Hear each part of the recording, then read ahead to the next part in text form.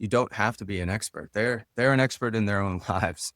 So you don't have to be the expert for them. You just kind of guide them along the way.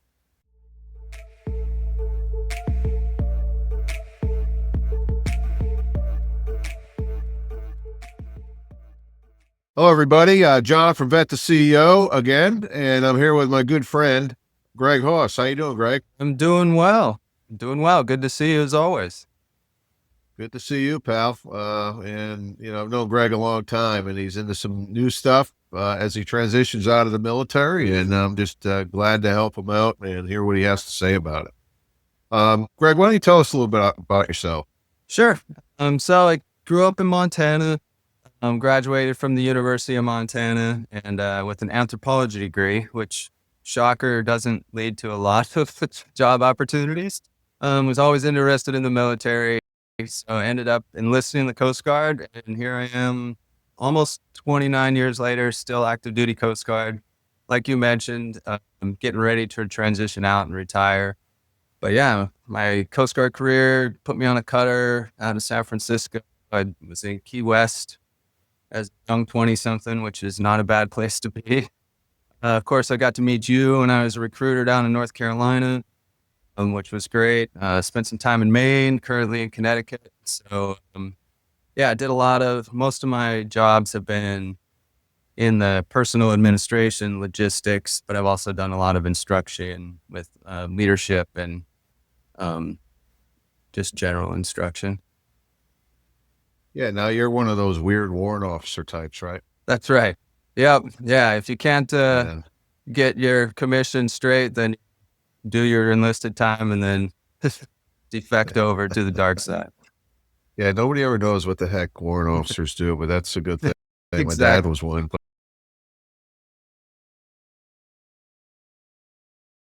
So the reason we're talking today is the topic's coaching.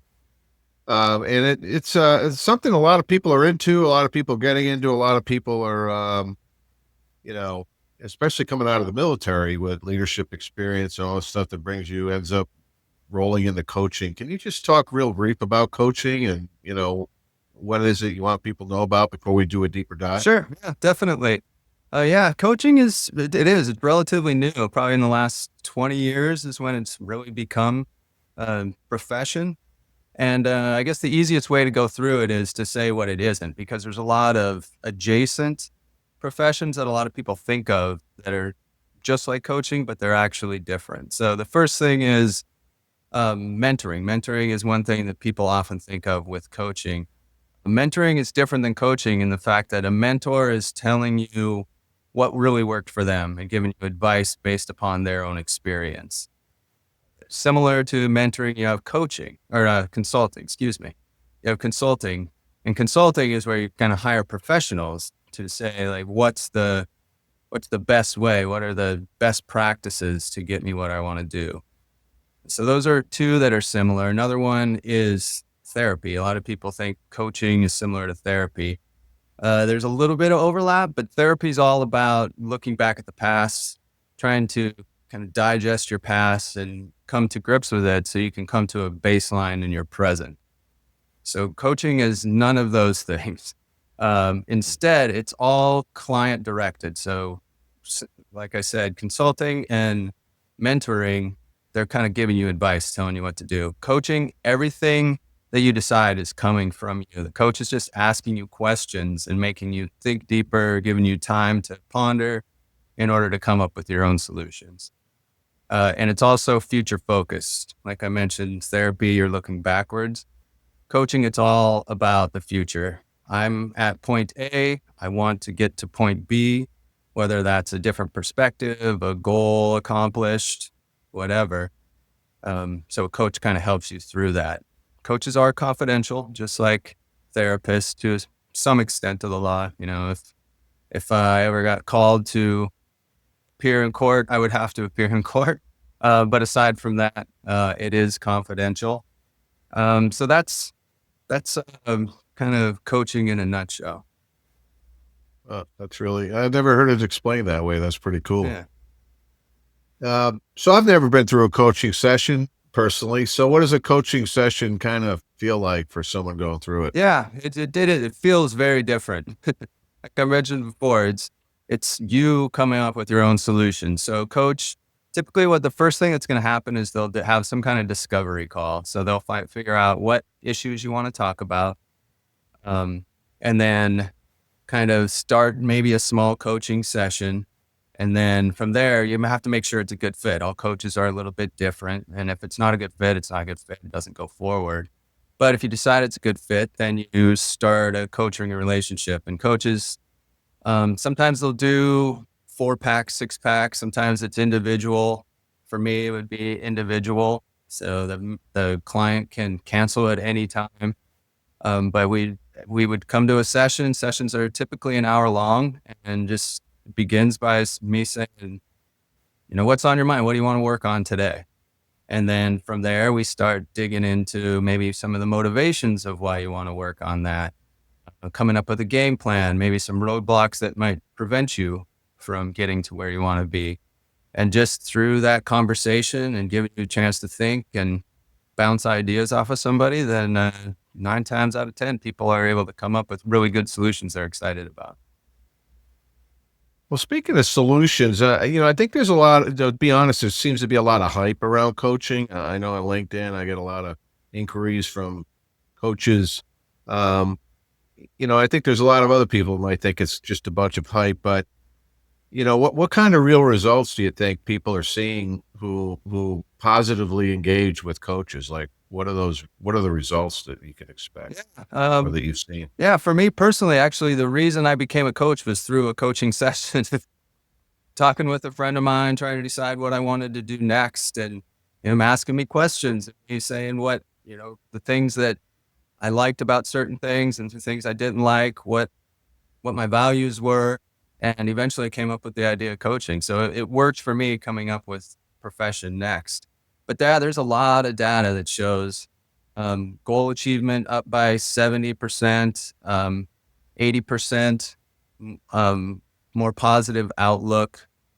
So there's tons of proof, and then personally, I've had good experiences. And then so far, the people that I've coached, um, even if it's peer-to-peer coaching, we've people have a lot of successes on it. And it really, I always think of it as people like, do I want to invest in something like this?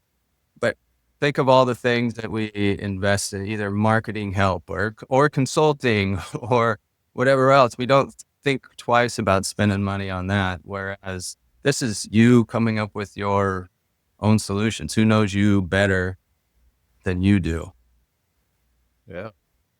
And I could say with the VETtoCEO crowd, I mean, being a founder is a very lonely world, and being an entrepreneur is a very lonely world. I can kind of connect the dots with what you're laying down here. But I'm guessing coaches have different backgrounds, just like you have the background you talked about, right? So, what does background have to do with it? And if someone's thinking about bringing on a coach, and specific to you, kind of what kind of unique perspective do you bring to the table? Yeah. Yeah, there's coaches that kind of serve different niches. And a lot of times that is based upon their experiences. Obviously you have the fitness and health type coach. There's executive coaches that have been, in the suite with the CEOs and kind of helping them. Often they have a lot of experience with that. Some it's relationship coaches. For me, with my military and leadership background, I'm a generalist at this point. I really don't, I like going into a session with somebody and just seeing where it goes, because of the way the coaches act and the how it works. You don't have to be an expert. They're an expert in their own lives. So you don't have Yeah. to be the expert for them. You just kind of guide them along the way. So I'm open to coaching almost anybody at this point. Obviously, I do have a master training specialist. Like I mentioned, I was in leadership. Some of my volunteer work has been with college age kids who are getting ready to graduate. So definitely, excuse me, career transition is one of my stronger points. But yeah, I'm open to coaching almost anybody on anything. Yeah, in this world, career transition is a very popular topic these days. But so, coaches in general, or you specifically, maybe, is it like a try before you buy thing? Is there some kind of trial period or free period at all, or is you just kind of jump right into it? Right. Yeah, I mean, typically the discovery call is free when I mentioned before, when they're trying to make sure it's a match and you decide whether or not that coach is the right person for you. That one's free. But the reason that I wanted to talk to you about it is as part of my training, I have to get a certain number of hours of coaching. And it's almost impossible to coach people you know. So I wanted to go outside my my first network and try to reach some people that I have an affinity for, and I think I can help and probably could use coaching. So that's what made me think to vet to CEO. So it's like, this is perfect. I have the military experience, so I know where they're coming from. I'm almost in the same transition that they're going through. They have 100 things going through their head as far as like what kind of business do I want to run? What's my work life balance going to be? What are my priorities? So I wanted to reach out to you, and since I have to get coaching hours, and I thought that would be a great group to serve, I'm willing to do up to two coaching sessions for free, just win-win in my book. And then if they wanted to go from there, then we could talk about, what it would look like from that. But initially it'd be 2 free sessions for anybody going through VETtoCEO or had previously gone through. Yeah, that's great. You brought up something that kind of sparked a comment I'd like to make. I bet the CEO, I guess we're more mentors than coaches, the way you've defined it earlier. But I think in the whole military transition space, there's a gazillion people helping veterans transition these days, but there's a spectrum of them and who call themselves coaches. But I think there's a strong, this is my personal opinion based on my experience with the CEO over 10 years. I think a transitioning military member, they need civilian experienced coaches, but I think it's very important, and I've seen it where this doesn't happen, where somebody like you that's got a military background can also serve the role as a coach. I think that's very important. That for some people, especially people transitioning into a civilian career from the military, I think for some people having that coach have a military background is very important. And frankly, in some cases, maybe having a civilian coach might be important or valuable as well. I don't know if you had any comment on that, if you care to comment on that. Yeah, I mean, I guess one thing that I talk with other service members about all the time is, I mean, you become somewhat institutionalized in the military, and it becomes such a big part of your identity. At least I'm speaking from my own experience. That that is very daunting for me to think on the civilian side, and I think that's hard for some civilians to relate to. And those are a lot of mental hurdles, and things you kind of have to think about and bounce the idea off of somebody else. So me having that experience and being able to relate to some of that maybe some civilian coaches could be advantageous in some ways for sure. Yeah, interesting, interesting. So let's just say I signed up, what would kind of happen in the first session? Would I would I have to protect myself or something like that? Or what kind of topics could I bring? Can you kind of like set the stage if somebody was thinking about doing a first session? Yeah, yeah, of course. So first, I would, and we'll work on me on getting my Calendly link out to people listening to this that want to participate. But yeah, they would reach out, set up an appointment with me. Once I get that appointment, I'll email them just a little blurb of what to expect from me on the initial discovery call. And then we would have that discovery call. We'd talk a little bit about what coaching is, just in case they need a refresher. We'd talk about some of the responsibilities that I have as a coach and they have as a client, some of the logistics of the cadence of when we would meet, how long we would meet, so on and so forth. And then after that, I would probably start launching into like, so what things are you thinking about? What do you want to work on? Just to start picking their brain and make sure it's a coachable issue and start getting into that briefly. And then from there, at the end, I'd say, okay, well, for me, I think would be a good fit. If it's a good fit for you, if you want to proceed, let's get you on the calendar for the next call. And then from there, we would start the actual sessions. And that first session, we would start the same way as, what do you want to work on today? Because like I said before, it's completely client directed. Whatever they want to talk about that day, we talk about. And then it's usually a 60 minutes. It doesn't have to be. But for 60 minutes, hour, we would, I'd start asking questions and trying to get them to think about some of their motivations, some of their roadblocks, whatever. And we'd work through it together. And at the end, you always want to have them walk away with some kind of tasking, accountability. And it's only an accountability to themselves. But you try to get to, okay, well, we've talked about this. You said you're going to do this. Good luck with it. I'll see you in 2 weeks. And Yeah.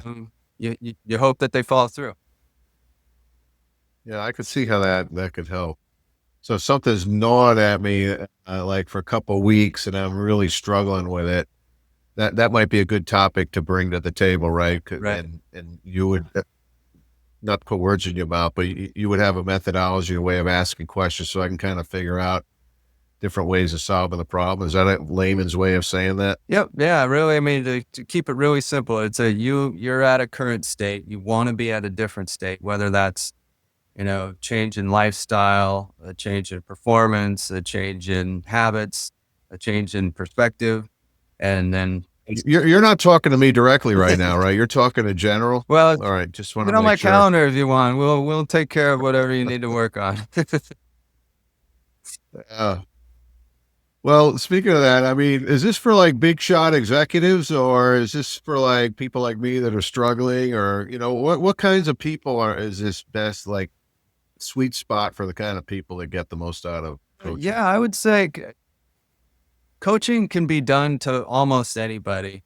And it really is, like I said, there are niches where there's more attention towards it. I think a lot of people, when they think of coaching, they think of executive coaching, people that have executive experience that become coaches and that help somebody that's, a company is grooming for the next level.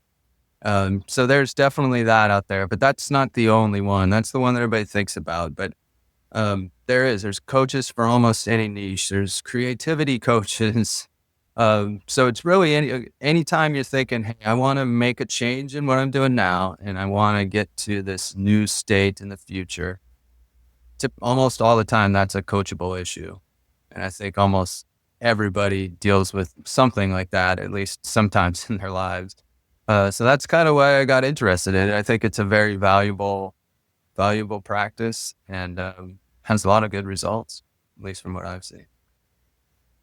Yeah, and I'll tell you, this is not scripted, folks. I mean, I know nobody's ever explained that to me personally. The difference between a therapist, a consultant, and a coach. That's very interesting how you said that, and I'd never known that. And a lot of people do use consultants, and a lot of people have therapists. Let's face it, right? And where does all that fit in your world is pretty interesting. And I like how you describe coaching as kind of like looking out the windshield kind of thing instead of the rearview mirror. It's not what you said, but that's how I took it. Mhm.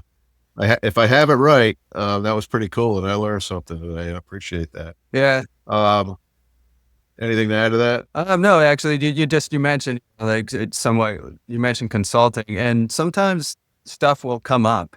And if I'm an expert in something, then a good coach should pause and say, hey, this is not an. I'm going to pause being a coach for a second. And would you like to consult for a second? And then you always get their Yeah. permission. And then if they're like, yeah, I'd be happy to hear what you have to say, then you give advice. But that's about the only time that coaches do give advice. So sometimes they will consult, but that's not the normal practice. It's only those rare times where you feel like what you have to say is very valuable for what they need. Yeah, we can go down a rabbit hole with how those different people might interact with you depending on what angle they're coming at you from, whether they're a consultant, a therapist, or coach. I think that's really interesting. Yeah, I'm gonna follow up with you on that. definitely. Cool stuff.